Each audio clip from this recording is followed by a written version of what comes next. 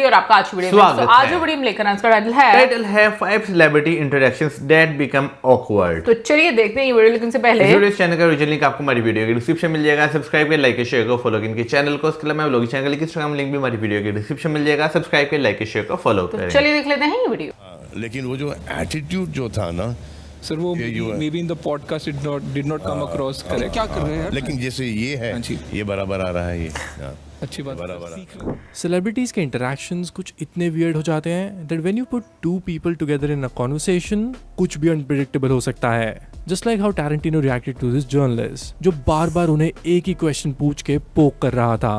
No, but you haven't fleshed it out. That's the only reason. It's not my job to flesh it out. No, it's my job to try and ask you to. And I'm shutting your butt down. And that's entirely your. इस video में कुछ ऐसे iconic celebrity कन्फ्रंटेशंस को discuss करूंगा that actually became too awkward and demeaning. So just sit back and relax. We are going to have some fun in this video.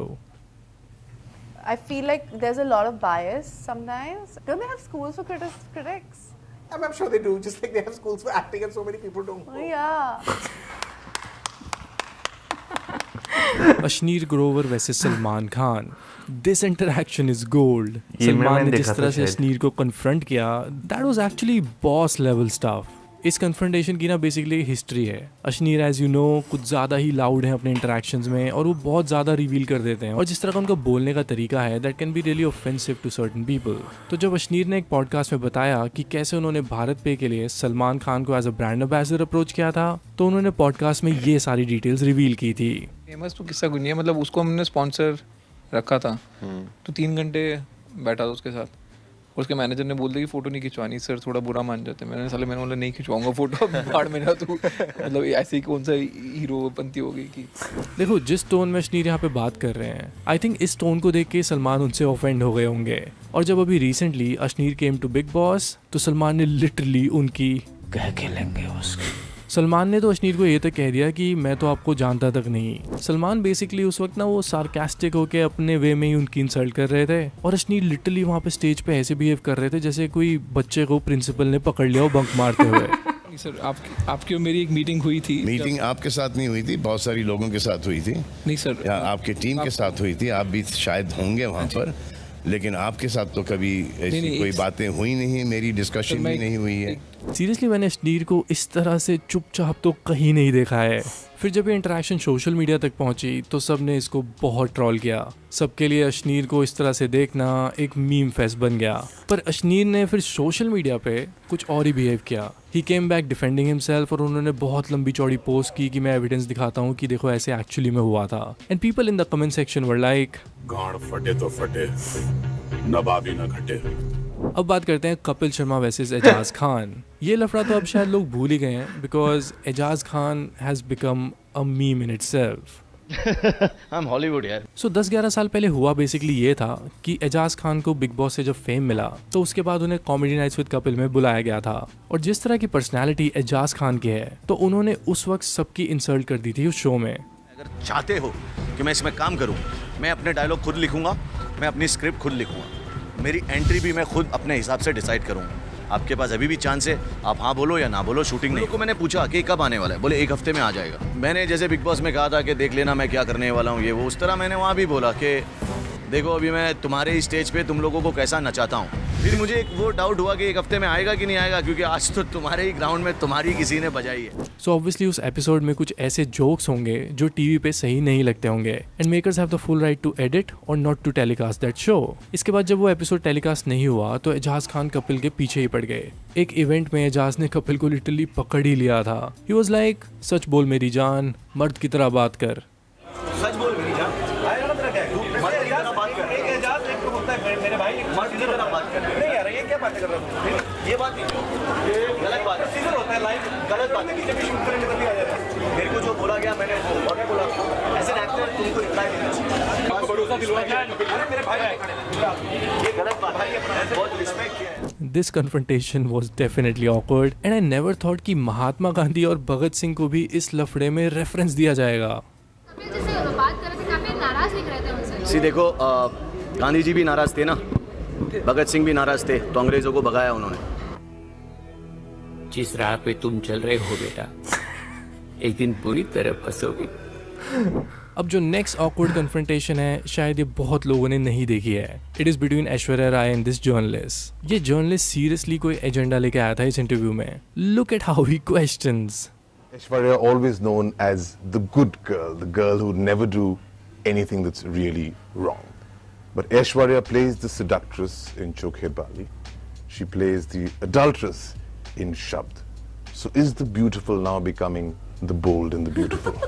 उसके बाद obvious questions उसने पूछना शुरू किया अराउंड खान्स, और इन क्वेश्चन ने एक्सपोज कर दिया कि बेसिकली वो इस इंटरव्यू में निकालना क्या चाहता था। मुझे ये इंटरव्यू बहुत डिल्यूजनल लगे बिकॉज एक रिएक्शन के लिए जिस तरह से क्वेश्चन पूछ रहे थे that was totally out of line, but Aishwarya ने उनके क्वेश्चंस को बहुत ग्रेसफुली रिप्लाई किया, but you can still sense on her face that she was really agitated with these questions. You've just not been able to strike the right chord with the Khandans, the Amirs, the Salmans, the Shah Rukhs, and perhaps that's not held you in good stead. Do you think that's true? You guys enjoy all this drama, so I think you can keep this going. It keeps you all entertained. Limits तो तब cross हो गई जब ऐश्वर्या को उन्होंने पूछा कि आपके पास कोई पेट डॉग है जो आपको विवेक ने गिफ्ट किया है, and Aishwarya just somehow lost it there. And if there is any announcement, you will hear. One final word. We believe the latest sunshine in your life is actually a dog. Thank you. This has been with me, my sunshine. My dog has been with me now. This November will be 2 years. So it's not really the latest. Yeah, my pup has been with me for 2 years. That's been given to you, I believe, also by Vivek Oberoi. Why don't you just wait for an autobiography? और अगर आप ध्यान से सुनो ना तो even Aishwarya के जो पीआर के लोग थे जो शायद पीछे इंटरव्यू के खड़े होंगे वो इरिटेट हो गए थे इस इंटरव्यूअर से। बैकग्राउंड में लिटरली कोई सुनाई दे रहा है कहता हुआ thank you thank you thank you thank you. Actually, a dog. This has been with me, my sunshine. My dog has been with me now. This November will be 2 years. So my pup has been with me for 2 years. That's been given to you, I believe, also by Vivek Oberoi. Why don't you just wait for an autobiography? अब जो अगली confrontation है वो बहुत ही awkward है और classic है। Shahrukh Khan versus the lady contestant in KBC. ये इंटरेक्शन मेरी आज तक की one of the favourite KBC moments में है।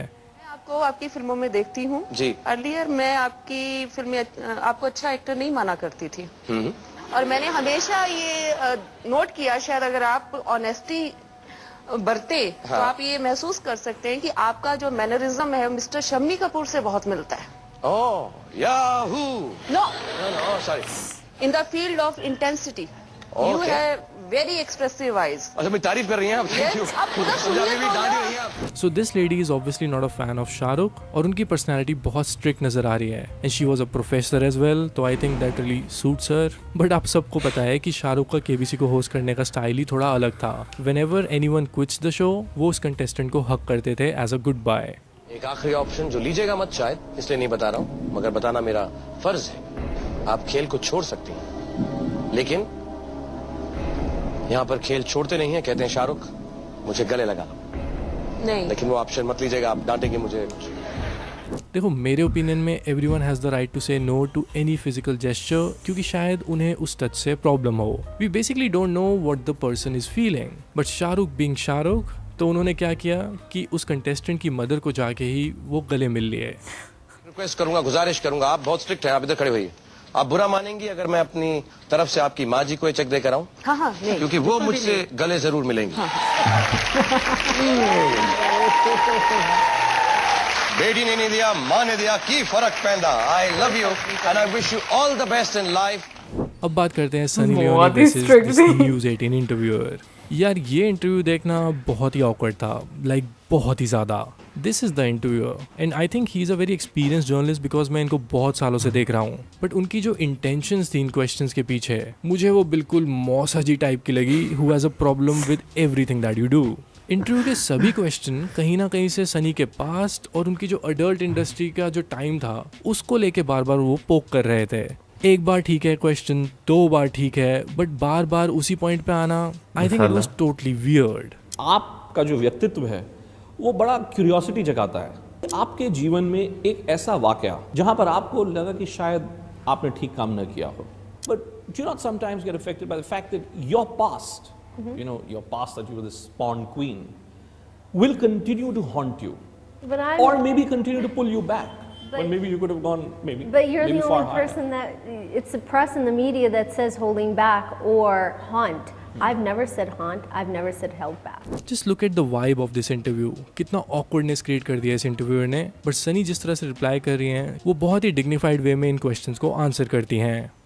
Serious and थोड़ा सा conservative है. Serious conservative film. Right. Sunny conservative film करेंगी क्या?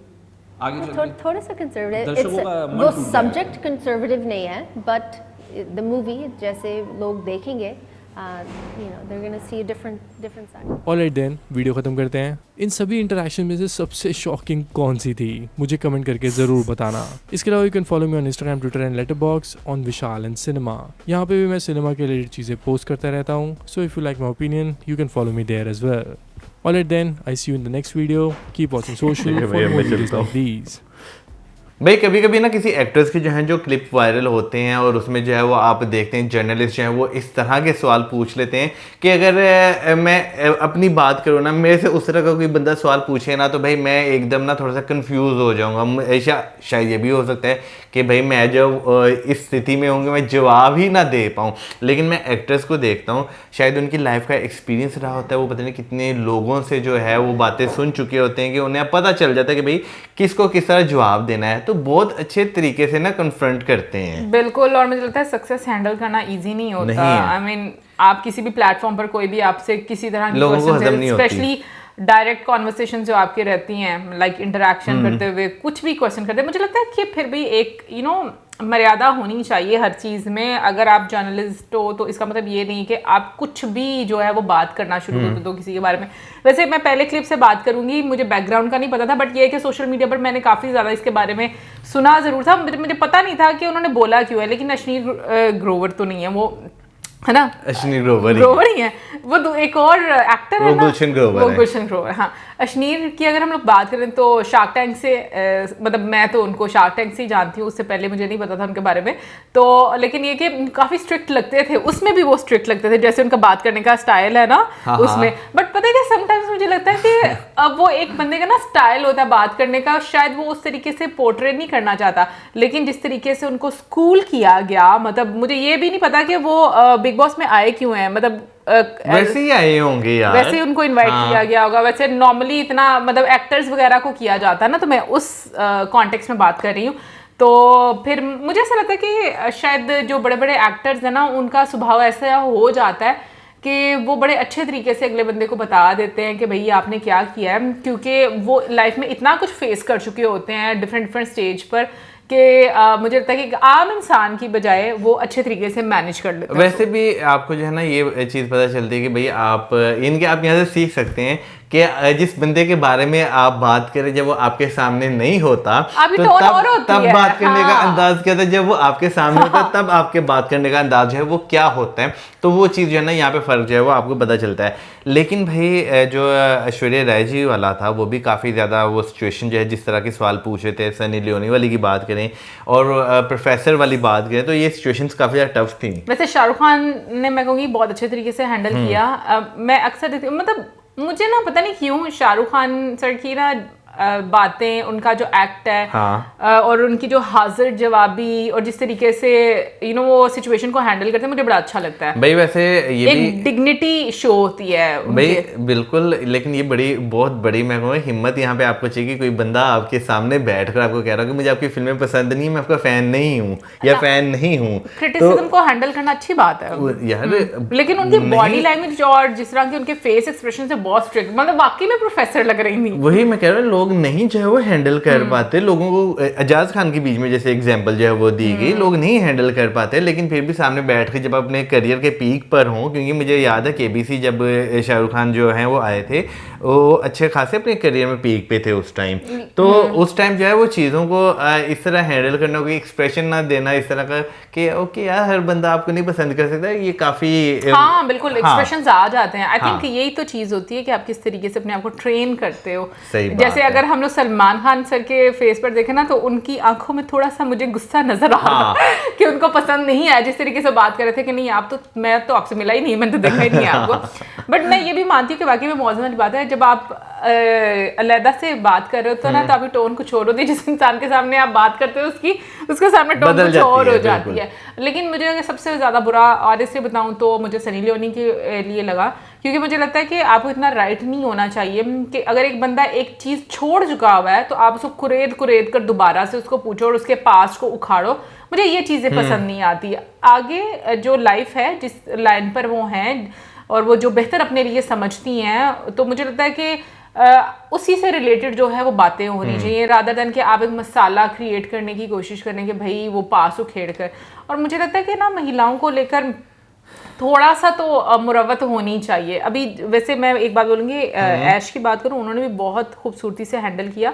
दूसरा मैं बोलूँगी मुझे सुष्मिता सेन बहुत ग्रेसफुल है। लाइक मुझे उनकी बात, मैंने एक रील उनकी देखी थी और उसमें उन्होंने ये बात बोली थी कि ना उनको उनकी यंग एज में किसी ने ये बात बोली थी, शायद मैं प्रॉपर तो नहीं कोट कर पाऊंगी, क्या मैंने सुनी हुई है ये कि वो गुस्सा नहीं करना, हाँ, किसी को अगर कुछ कह भी दे तो चुप करके जो है वो बात वहां पे ना बोलो, जवाब ना दो।